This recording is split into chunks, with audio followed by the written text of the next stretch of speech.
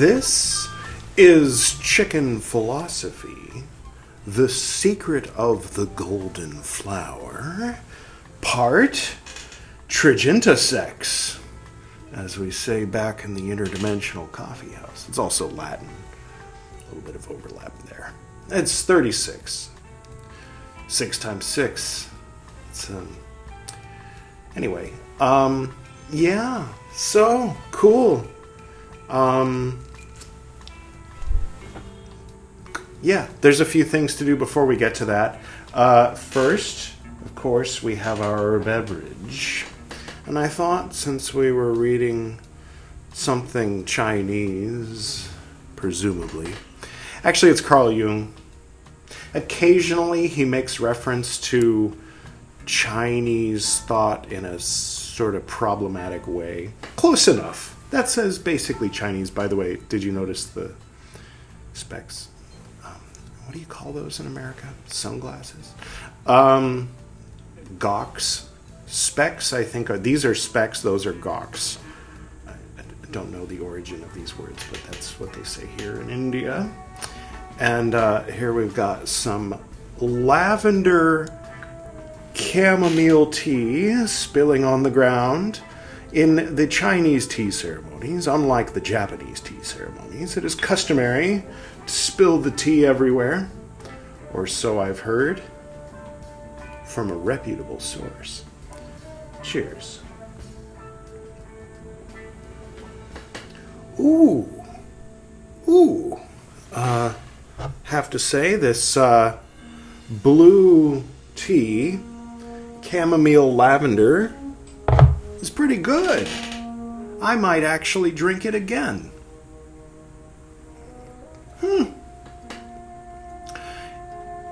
Yeah, gosh, I never thought I'd enjoy something uncaffeinated and hot and liquid. Never mind. Okay, so the beverage is taken care of.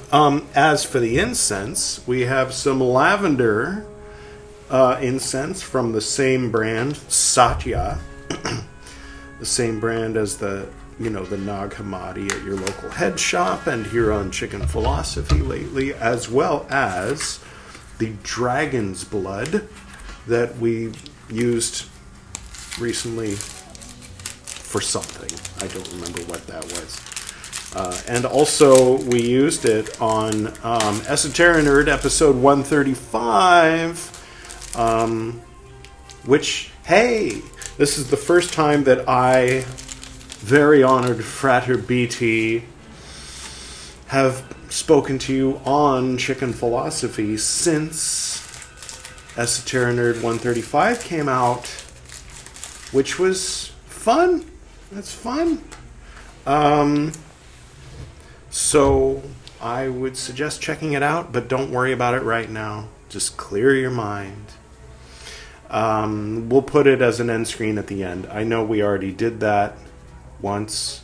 Yes, once, when Edward did Nag Hammadi. But I don't know. While there may be some overlap, I think there might be different folks watching Secret of the Golden Flower and Nag Hammadi, as well as different folks. There are some folks who only watch when I'm wearing this. They don't like my face, only my outfit. All right. Well, this is chamomile lavender that we just drank, and this is lavender incense. It smells different from the tea, but except for that little bit of lavender element. And for a bonus, by the way, did you notice this? I think I might have, it stands to reason that either this tea set was something I bought when I was in China and sent the tea shop. Oh, no. This, I remember now. We bought this in Darjeeling at the tea shoppy, SHOPPE, because they're cute about their Britishness. I know not everybody feels the same way about the history. So, some folks, they look at old black and white photos and say, oh, look how young my grandma was back then. Oh my gosh. Oh, and look, the British flag, that was the British period, huh? What a time, my gosh. Wouldn't it have been interesting to walk around in those times? People, unironically, without hesitation, will sometimes have these ideas and feelings. By people, I mean people in India. And then if you say, well, but don't you hate the British? I was like, hate the British?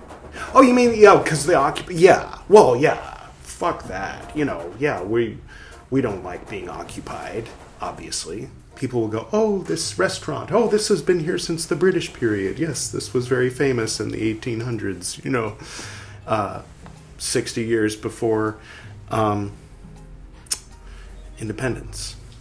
What's my point? There is no point. There is no point. Just to say that, I came from a certain background where things were very black and white as far as certain things, that then it's interesting to go to the places and find that the people that I thought I was sticking up for in just blanket hating everything to do with certain subjects don't, maybe have nuanced feelings about those same subjects, and that's interesting. So Darjeeling, where the Darjeeling tea comes from, where the British grew their tea to try to wean themselves off of dependence on Chinese tea, has a place called the Tea Shoppe, Shoppe, to be cute and British. And if I'm not mistaken, it's run by a Chinese family. So that's fun. All kinds of fun in every which way, direction, and what have you. So they had Dalai Lama. They had a Dalai Lama tea set and a Chairman Mao tea set right next to each other. Interesting place. I definitely recommend your next trip to India. Add Darjeeling to the list. I know it seems a little inconvenient. You just fly into Bad Dog Barbara, Bagdobra. You can remember it by saying Bad Dog Barbara. Just don't say Bad Dog Barbara in front of people because they'll think you're silly. And then you just catch you get a taxi at that airport, and it takes a few hours. But you stop halfway at a nice restaurant, and then you're in Darjeeling. Check it out. If you want to go the crazy way. I mean, it takes a long time. It takes like 8 hours, I think. There's the toy train, what they call the toy train. I was expecting something. Have you seen The Jerk? They used to have near the LA Zoo, they used to have these like tiny trains. And so when it was described to me at first as a tiny train, I was like, oh my gosh, a tiny train, a toy train. You ride it all the way up the mountain for 8 hours. Like, yeah, that sounds crazy. That sounds pretty crazy. Turns out it's just smaller than a regular train. Like half the size of a regular train. So you sit in a chair and you're looking out the window. And it's a train. It goes along the road. You can take that route if you want to. But anyway, so here's some lavender essential oil from Aroma Magic. I don't remember exactly where I got this, but we're just going to put a drop or two there on the old wristy. Wristy apparently means hand job in Australian English, but to me, it's reminiscent of a certain flash drive I once had, like 15, 20 years ago. Did they have flash drives 20 years ago? That went on your wrist, and it latched together. So I called it wristy. And then what ends up happening is I name these things, and then at some point when it's like about to crap out, I transfer all the files to, another place. And so there ends up being a directory called wristy, a directory called all these different directories, different names. Okay, so I guess that's it for the preamble. And now we can get to the I Ching and find out what our guiding emblem, our guiding hexagram is going to be for today. So I will shuffle it in front of you so you know there's no funny business. Shuffling it in front of you and pulling from the bottom of the deck.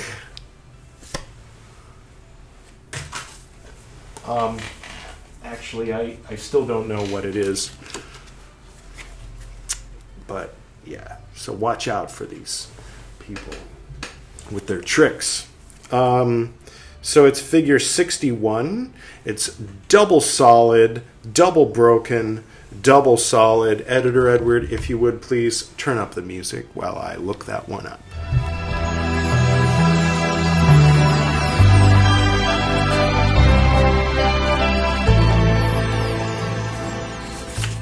These parts where I have Editor Edward turn up the music while I look it up have gotten substantially shorter since Since I discovered the little numbers on the thing.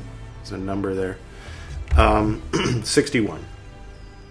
Chung Fu. Not to be confused with Kung Fu, obviously. It's Chung Fu. They wouldn't spell it with a CH if it was going to be. It's a style of martial arts developed by a nun who combined a bunch of different styles of martial arts so that she could fight off 4 guys, even though she was an old lady. I think that's one of the origin stories. But okay. Wind on top, lake on bottom. So lake is the 3 on the bottom and wind is the 3 on the top, right? We'll get into all that later on this same white-petaled part of the, Okay, so Chung Fu means inner truth, and the little blurb goes like this. Through openness and gentleness, the correct solution is reached. All right. Well, if it wasn't obvious from the lavender theme, I've already resolved to take this one easy, because sometimes Carl Jung gets on my nerves, if you didn't notice. And it's going to be Carl Jung talking.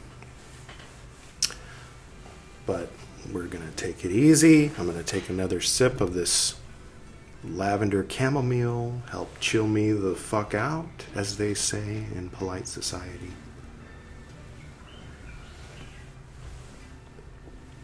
It's hella good. Hella good. I didn't know. I used to drink iced chamomile tea, and I didn't know that's what it was until one day I just sort of accidentally realized it. Because my grandparents, what they would do is make chamomile tea, like, en masse, and then put it in a pitcher and put it in the refrigerator. It's fun. My grandparents' relationship with plastic. They had plastic cups behind glass in a display case that were only used on special occasions and then put back in the glass case. Plastic. Because it hailed back to a time when, for example, the Queen Mary, the ship my dad sailed around the world on, it boasted having plastic handrails rather than wood. Because plastic was the future. It was futuristic. It was man-made. It was not just scrounged from nature like all those other materials. This was something developed in a lab, or whatever. So yeah, they used to think of plastic as being like, oh, whatever, I don't know, never mind. I guess maybe that's like similar to how we used to think about AI in the 80s versus now. All right, anyway, I will get to today's reading. It's what you came for, isn't it? Ain't it? Bird tweedling harmoniously, melodiously. Okay, all right, here we go. Yeah, okay, so I read the first line of this paragraph, and it's interesting, and I mentioned there was a long footnote. The long footnote is about the thing that ended the previous episode, so I'll reread that one line. A metaphysical assertion of this kind, which kind? Watch the previous episodes. I don't want to reread it. Let's go forward, not backward. But by all means, check out the playlist. Secret of the Golden Flower playlist. It's 36 episodes so far. Okay. A metaphysical assertion of this kind is the idea of the diamond body.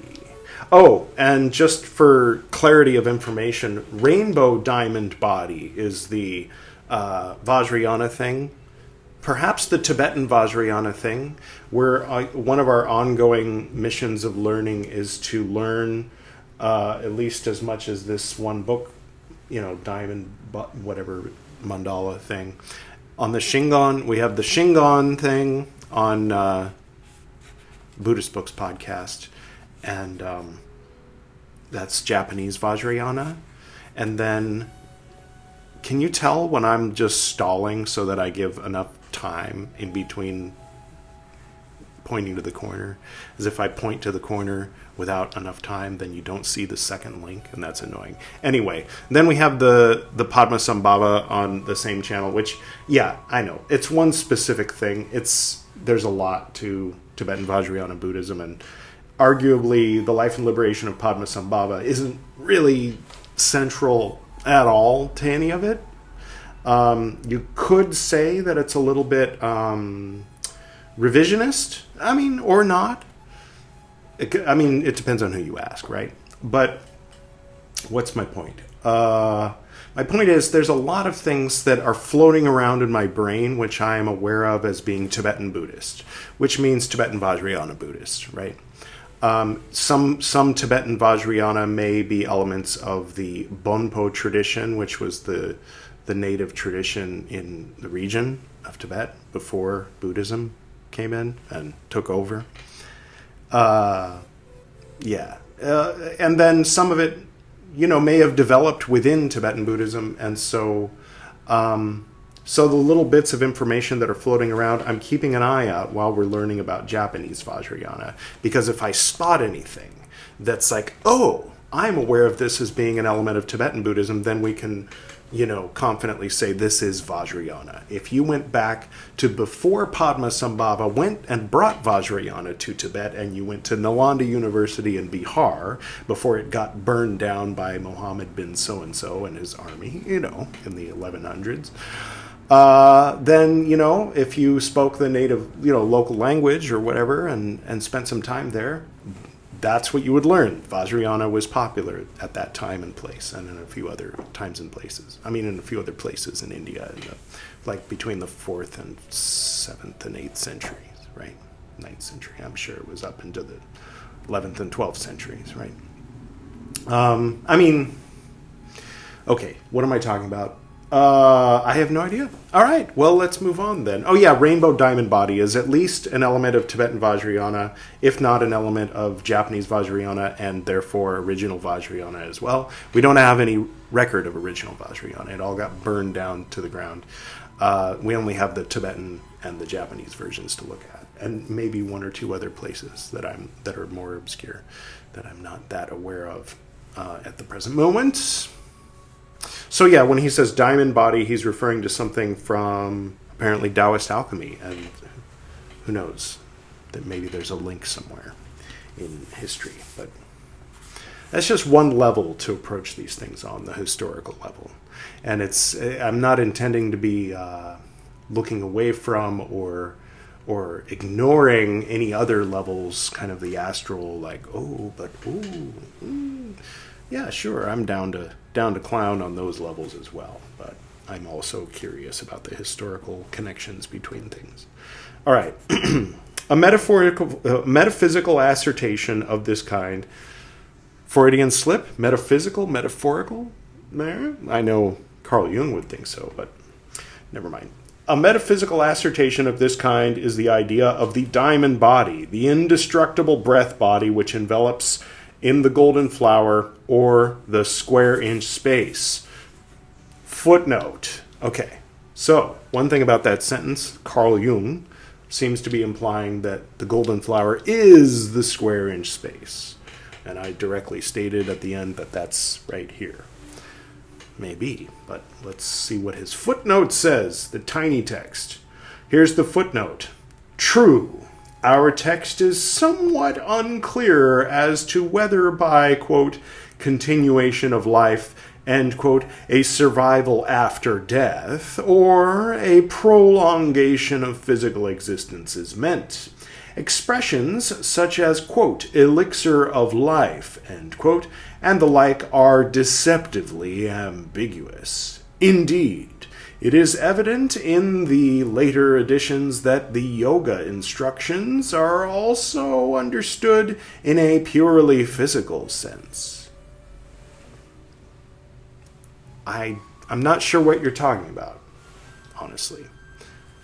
If you're referring to something in Secret of the Golden Flower as the yoga instructions, it's not calling anything to mind. And if you're referring to the Yoga Sutras of Patanjali, only one of the 8 limbs is physical.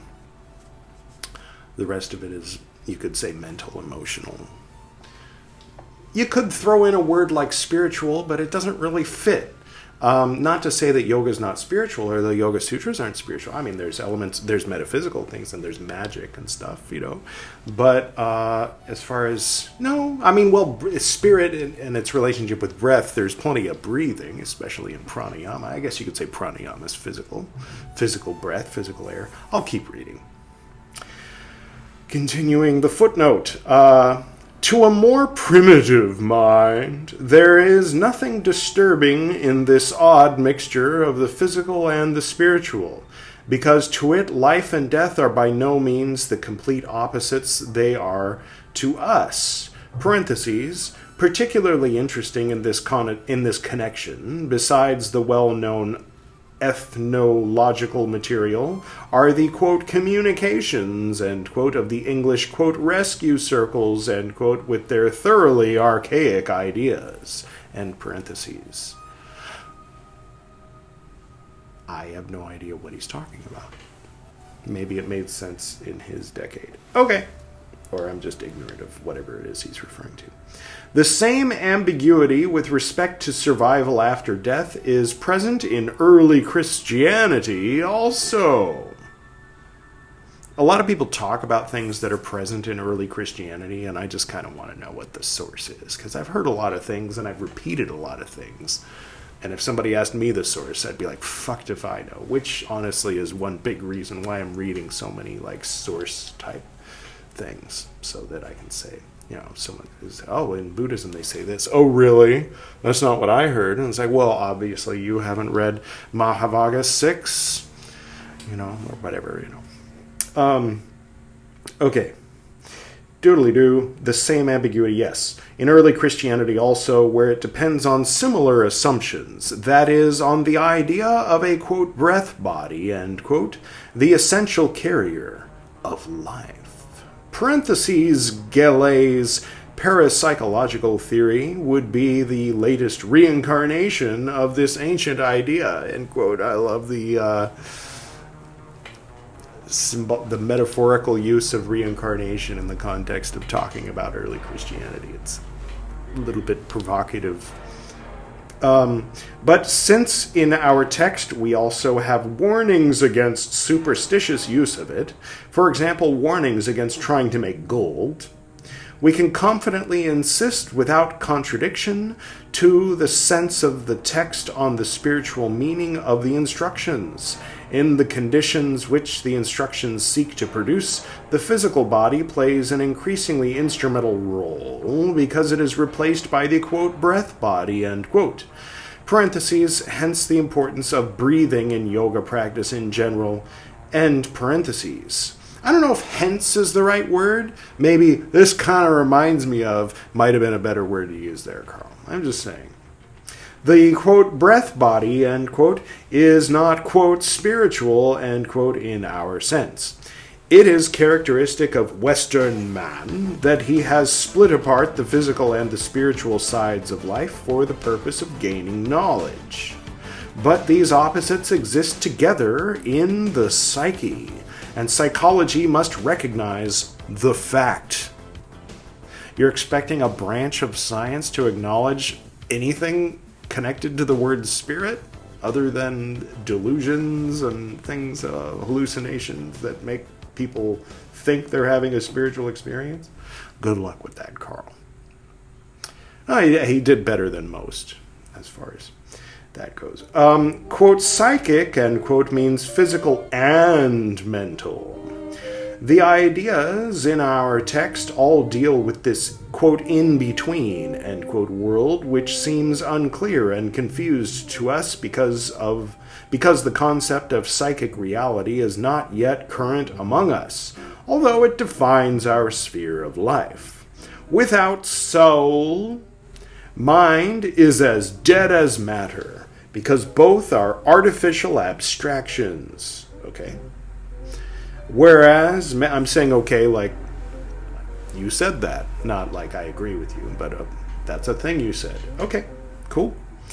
I mean, I would tend to think of mind and soul as two ways of saying the same thing, or as mind as an optional way of talking about, I don't know. Mind and brain I tend to think of as slightly different, but if you've ever read the Chaldean oracles, then you might understand where I'm coming from.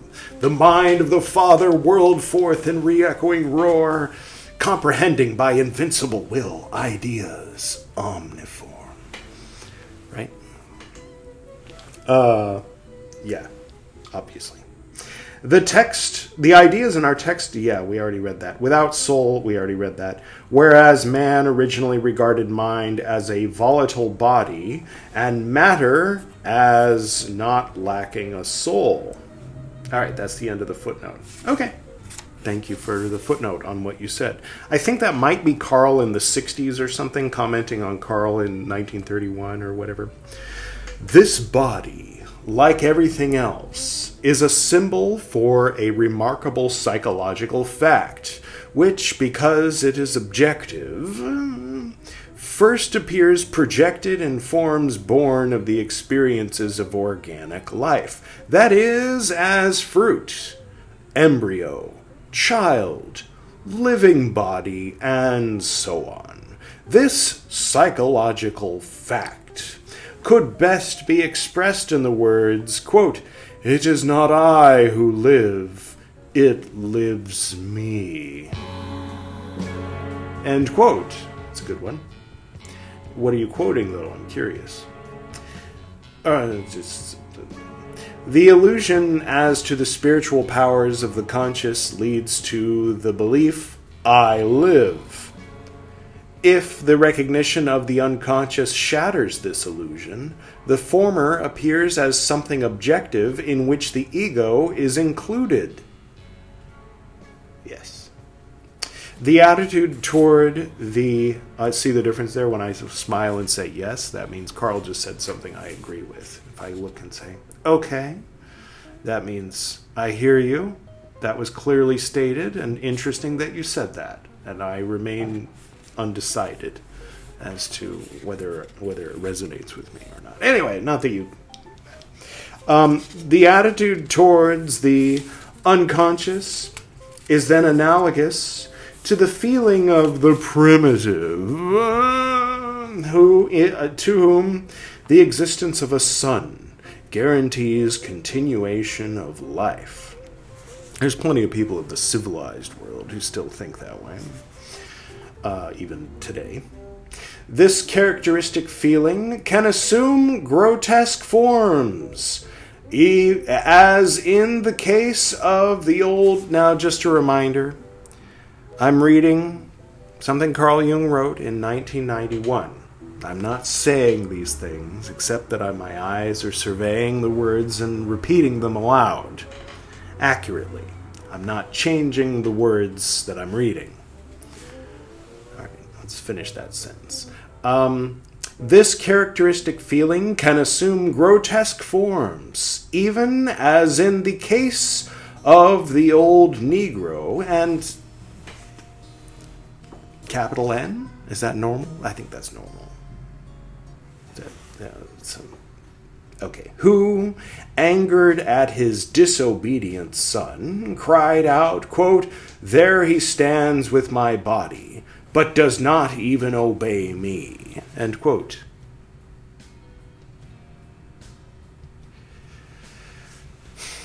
I mean, it was 1931. All right. That would have been the normal way to refer to somebody. I mean, Andy's Swiss. Wait a minute. Who translated this? You could have translated it a little differently. He wasn't writing in English. Somebody translated this into English and chose to use that English bastardization of a Latin word in all of its slurriness context. So, I don't know. Whatever your name was, Bastion or whatever, Carrie F. Baines. Carrie. I guess maybe he was translating it in the 60s and it was still normal. I don't know. Or no, maybe it was the 30s. Never mind. Okay, whatever. I'll just let it go. It is a question of a change in inner feeling similar to that experienced by a father to whom a son has been born. It is a change also known to us through the testimony of the Apostle Paul. Quote, "Not I, parentheses, live, end parentheses, but Christ liveth in me." End quote. The symbol, quote, Christ, end quote, as the, quote, Son of Man, end quote, is an analogous psychic experience. A higher spiritual being of human form is invisibly born in the individual, a spiritual body which is to serve us as a future dwelling. Which gospel is that? I think I might have missed that part. Weirdo. No, sorry. A body which, as Paul expresses himself, is put on like a garment. Parentheses, quote, "For as many of you as have been baptized into Christ have put on Christ." End quote, end parentheses. Buffalo Bill. Obviously, it is always a difficult thing to express in intellectual terms, subtle feelings which are nonetheless infinitely important for the life and well-being of the individual. In a certain sense, the thing we are trying to express is the feeling of having been, quote, replaced, end quote, but without the connotation of having been, quote, deposed, end quote. It is as if the direction of the affairs of life had gone over to an invisible center. Nietzsche's metaphor, quote, "in most loving bondage, free," end quote. Or as Trent Reznor put it, "I have found you can find happiness in slavery. Happiness in slavery. Happiness in slavery. Happiness in slavery. Happiness." Yes, thank you, Trent Reznor. Right. Would be appropriate here. Religious speech is full of imagery picturing this feeling of free dependence, of calm and devotion. 1984, bondage is freedom, right? War is peace. Hate is love. I don't remember. It's been a while since I've read 1984. All right. Okay. Nothing Orwellian about Christianity. Wait, which came first?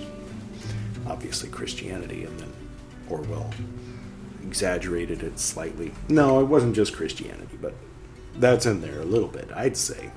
Right? Are you sure? Maybe. I don't know. I'll have to reread it. In this remarkable experience, it has the sexual repression aspect of it.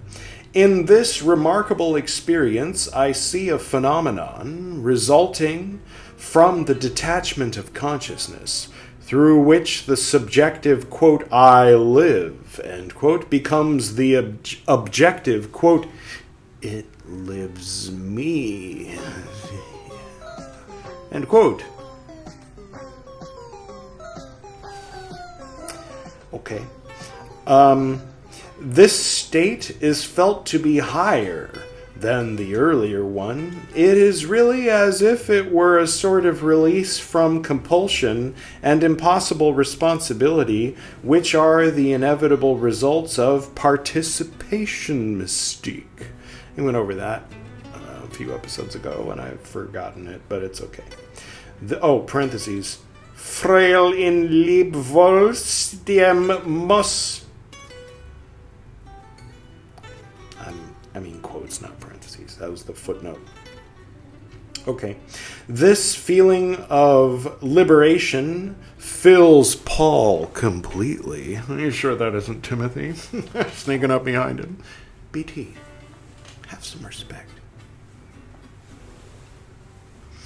It is the consciousness of being a child of God which frees one from the spell of the blood. It is also a feeling of reconciliation with all that happens.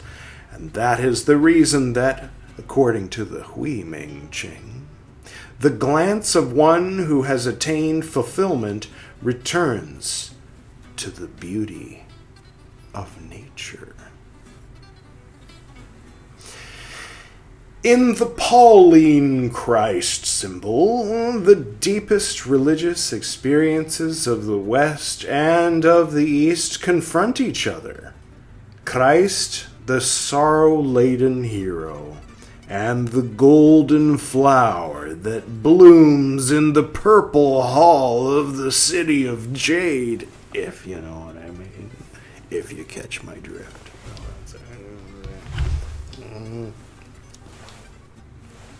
The third eye, presumably. I don't know. What a contrast. What an infinity of experience. What an abyss of history. A problem fit for the crowning work of a future psychologist. Exclamation point. Among the great religious problems of the present is one which has received scant attention, but which in fact is the main problem of our day. Let's see if the main problem of 1931 is the main problem of 2025. What is it? The problem of the progress of the religious spirit. No, that's not the main problem of our day, I'd say. Unless you squint and really stretch out. No, but if they sorted out their religious shit, then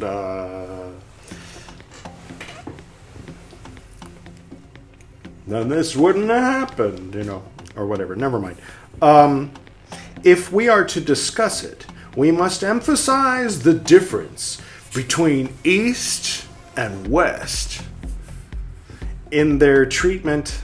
What about the difference between East and East, and East and East and East and East, and the places where East overlaps with West? And then there's the part where the East met the West thousands of years ago, and then the results of that, and then there's the West, the difference between the West and the West, and the West and the West and the West. They can't sort out the fucking differences between Catholicism and Protestant Christianity, let alone the differences between atheism, paganism, and all the handful of philosophers arguing with everyone in their, not everyone, arguing with each other in the heads of philosophy majors, Not the same usage of the word philosophy necessarily as we use here on Chicken Philosophy, though there is a little bit of overlap.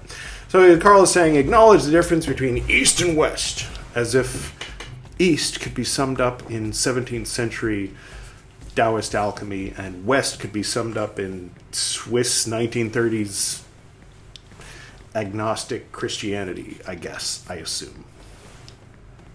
Whatever. All right. Sorry. What was I saying? If we are to discuss it, we must... East and West, in their treatment of the jewel that is the central symbol.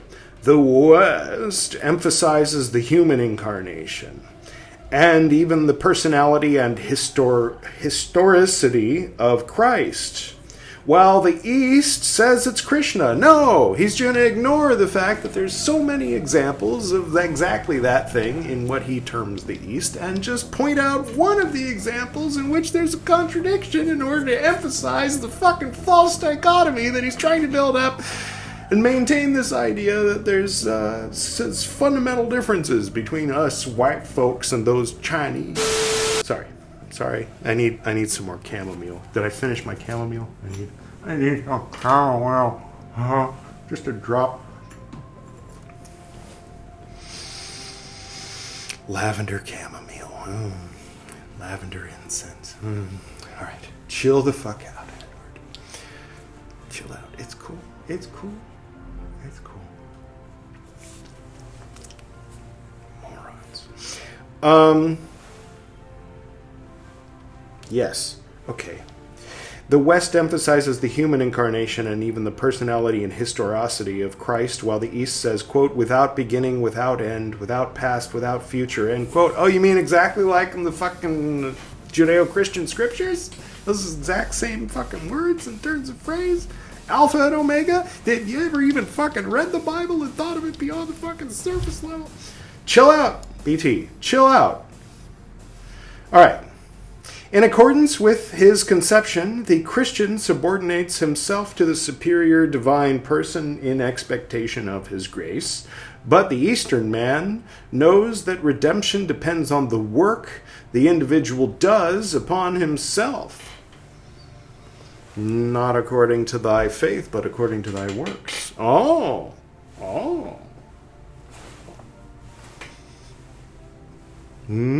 Well, that does contradict Martin Luther's interpretation of St. Paul. That's true. It also is an abstraction that isn't specifically... Yeah, okay. Yeah, all right. Sure. I mean, he's calling it East with a capital E and West with a capital W. If he called it the difference between, general, like, Christian theology versus Taoism, I'd have zero problem with that. Yeah. Protestant Christianity is pretty different from, like, esoteric Taoism. That's true. There are many differences we could point to, and we'd be hard-pressed to find any commonalities. However, there's more to East and there's more to West. That's all I'm saying. And it's a weird, arbitrary thing. What's in the middle? The Middle East?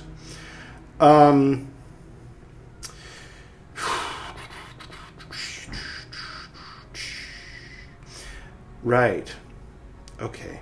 The Christian subordinates himself. The Eastern man knows the work. The Tao grows out of the individual. The imitatio Christi has this disadvantage. In the long run, we worship as a divine example a man who embodied the deepest meaning of life. And then, out of sheer imitation, we forget to make real our own deepest meaning. Self-realization. Carl, that's the difference between exoteric Christianity and esoteric Christianity. Also, by coincidence, you can find some... Never mind. I'm sure you could find exoteric Taoism where they say, well, I come in and I burn my incense and I pray to the statue and I believe that statue and the... You know what I mean? Like, there's, like, exoteric forms of both. Okay. Deepest feeling of life, and then out of sheer imitation. Yeah, okay. As a matter of fact, it is not altogether uncomfortable to renounce one's own real meaning. Had Jesus done this, he would probably have become a respectable carpenter, and not the religious rebel to whom, obviously, there would happen today, the same thing that happened then. I don't know. I'm not curious enough to reread that and figure out what he's talking about. Imitation of Christ might well be understood in a deeper way. Yeah. It might be taken as the duty to give reality to one's deepest conviction, always the fullest expression of individual temperament, with the same courage and the same self-sacrifice shown by Jesus. Happily, we must say, not everyone has the task of being a leader of mankind, or a great rebel, and so it might be possible for each to realize himself in his own way. Hear, hear. This honesty might even become an ideal, since great innovations always begin in the most unlikely places. In fact, for example, that a person today is not nearly as ashamed of his nakedness as he used to be might be the beginning of a recognition of himself as he is. Hard upon this will follow an increasing recognition of many things that were formerly strictly taboo, because the realities of the earth will not forever remain veiled like the Virginis Velande of Tertullian. The Virginis Velande of Tertullian. Editor Edward, what is the Vaginus Valentes of Tarbunculum? Tertullian was a prolific early Christian author from Carthage in the Roman province in Africa, back when Carthage was a thing. And he was the first Christian author to produce an extensive corpus of Latin Christian literature, and was an early Christian apologist and a polemicist against heresy, including contemporary Christian Gnosticism. I suppose by contemporary they mean at the time. Otherwise, there'd be time travel involved. Anyway, he wrote this thing called De Virginis Velandis, on the veiling of virgins. In short, that after girls have passed the turning point in their age... And have you bled yet?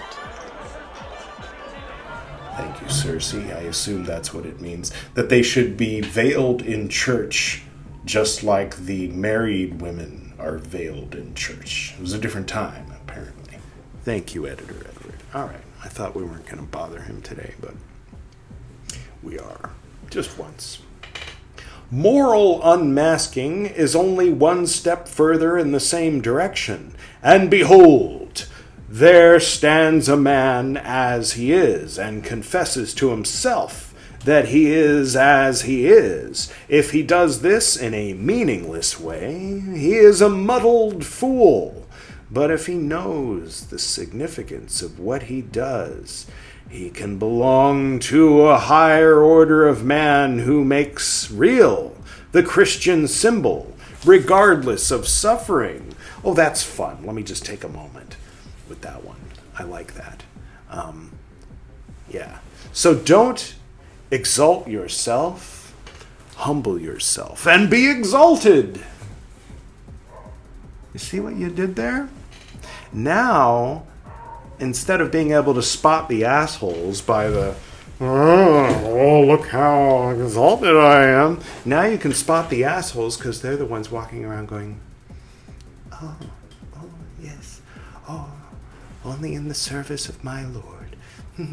Yes. Oh, me? Oh, no, none for me, please, thank you. Because you told them that's how to become exalted. They're like, I'm going to be the biggest fucking exalted person in heaven. Everything's going to be pretty good for me. And then you get into that Clockwork Orange thing of like, is it better to have people be free or... Right? No, I don't know. It can often be observed that wholly concrete taboos or magical rites in an early stage of a religion become in the next stage a matter of psychic concern, or even wholly spiritual symbols. An external law, in the course of time, becomes an inner conviction. Thus, it might easily happen to contemporary man, especially the Protestant, that the person Jesus, now existing outside in the realm of history, might become the superior man within himself. Then we would have attained in a European way, the psychological state corresponding to, quote, enlightenment, end quote, in the Eastern sense. Hey, Carl, I don't know if you knew this, but the apostles went north, south, east, west. You know, yeah, they established that fucking, like, central empire that was based on the colonialist, imperialist empire that was already there before, and made it Christian. But actually, there are Chinese Christian sutras, which is a weird thing to say, but they exist. They're thousands of years old. There was Thomas here in India. There was, you know, Russia, Ethiopia, Syria, a lot of places that aren't European, where they have almost exactly the same Christian thing going on. There were some that even didn't leave. They just were like, wow, did you hear about Jesus, that guy from down the street? Well, he got crucified down that other street, and now, so do you think we should move? Why move? We've been here for thousands of years. Let's just stay here. Nothing bad could happen here in Palestine. We'll just keep having kids, and their kids will grow up, and they'll have kids, and they'll just say, oh, that's an interesting dialect of a familiar language that's now become popular. Oh, these neighbors are into this new prophet of a similar religion. Never mind. There's Christian. There's Palestinian Christians, is what I'm saying. Families that have been Christian for 2,000 years. If you didn't know. If you don't know, now you know. What? I don't know. An external law, becomes an inner conviction. Right. An enlightenment in the Eastern sense. Okay, so a European can maybe get to enlightenment by, like, realizing Jesus is within them. Okay, Carl. All right. That's a fair thing to say in 1931. All this is a step in the evolution of a higher human consciousness on the way towards unknown goals, and is not metaphysics in the ordinary sense. Thus far, it is only, quote, psychology, end quote. But also thus far it can be experienced. It is intelligible, and, thank God, it is reality. A reality with which something can be done. A reality containing possibilities, and therefore alive. The fact that I contend myself with what can be psychically experienced and reject the metaphysical does not mean, as anyone with insight can understand, a skeptic or agnostic gesture against faith or trust in higher powers. What I am saying is approximately the same thing Kant meant when he called, quote, the thing in itself, and, quote, a, quote, merely negative boundary concept, end quote. Bracket parentheses, Gresenbegriff, and bracket parentheses, whatever. Every statement about the transcendental is to be avoided, because it is invariably only a laughable presumption on the part of the human mind, which is unconscious of its limitations. I almost resonate with that. In fact, maybe without... All right. Therefore, when God or the Tao is termed an impulse of the soul or a state of the soul, something has been said about the knowable only, but nothing about the unknowable, about which nothing can be determined. That is, that is not, is that it is. Yeah, I resonate a little bit with that idea. A little bit. But it comes around to a so what. Special thanks to lavender itself for providing me with this essential oil and this incense and this chamomile tea. And special thanks to you, the chicken philosopher, looking into my eyes. Just ignore the silly man on the screen, as always. Is there anything else, BT, that there is left to say? We finished that section. The next section is called Conclusion. So we're getting toward the end, but we're not quite at the end yet. The next section has like images of mandalas, and some of them I think may also overlap with some of the mandalas we've already seen pictures of in black books. But yeah, I think that's going to be an interesting episode, 37 of Secret of the Golden Flower. I'll try to dig up the color versions of the mandalas that there's black and white versions of in here. And coolio. Next time, it's going to be Edward doing Meccan Revelation here on Chicken Philosophy. And yesterday we had a Buddhist books episode. It was the end of Mahavagga 6. You heard me make reference to Mahavagga 6 earlier. And it's pretty okay. So that today is Pymander 925. Yesterday was 924, the Buddhist books. And then I think I'm not confident enough to remember exactly which number the Esoteric Nerd was, but you'll see it on the screen, because what I'm going to do is put the Buddhist books episode up here from yesterday. The next Buddhist books is going to be Zen, and it'll be a good one. So if you haven't subscribed, click through and subscribe on the Buddhist books so you don't miss that. And then the one down here is the Esoteric Nerd, 3 hours, 7 minutes of talking about stuff with some folks, and you might enjoy it. And is there anything else? Let's see. Let's check the room.